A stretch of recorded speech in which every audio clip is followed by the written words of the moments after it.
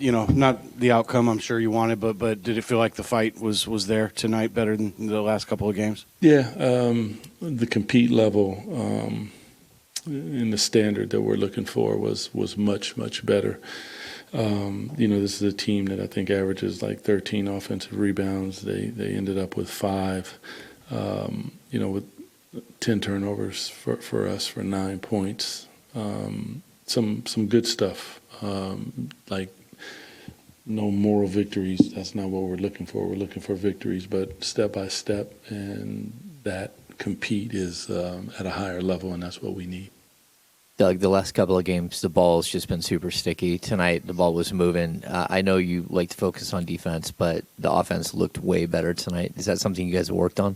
Yeah, especially with the 2 bigs, the word I like to use is continuity. And, the ability for one of them to be in an action. Once that action happens, the ball moves, and that's the whole point, is move the ball and move bodies.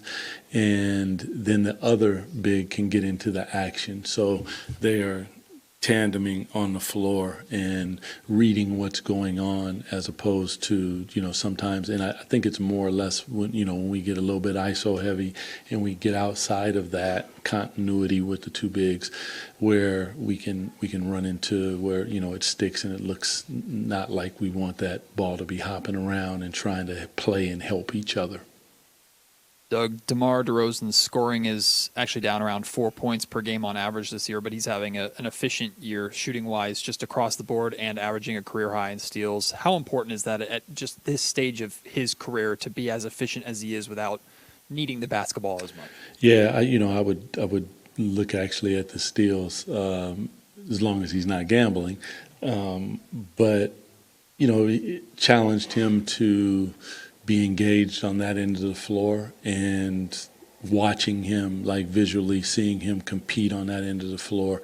Like, everyone's going to have mistakes and get beat. I totally get that, but love what his effort on that end of the floor. We know what he is and what he does on the offensive end of the floor. That doesn't surprise me. He is a assassin of the highest regard, but defensively trying to compete and make sure that he is engaged on that end. I have the utmost respect for that. Which side stands out to you more there in the fourth quarter, and where that went wrong for you guys? It's low-hanging fruit to say the offensive side, because we were 0 for 10 from the 3-point line. But you got to get stops. They had a 30-point quarter. So for me, I'm going to go back and I'm going to look at that end of the floor. Play defense without fouling is one of our tenets that we want to make sure that we do. I think we fouled a jump shooter. All the and ones, just wrap them up.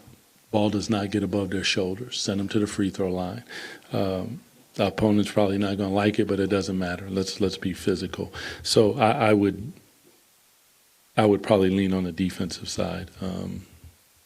No, that doesn't surprise you, but yeah. That's it. Appreciate you guys. Have a good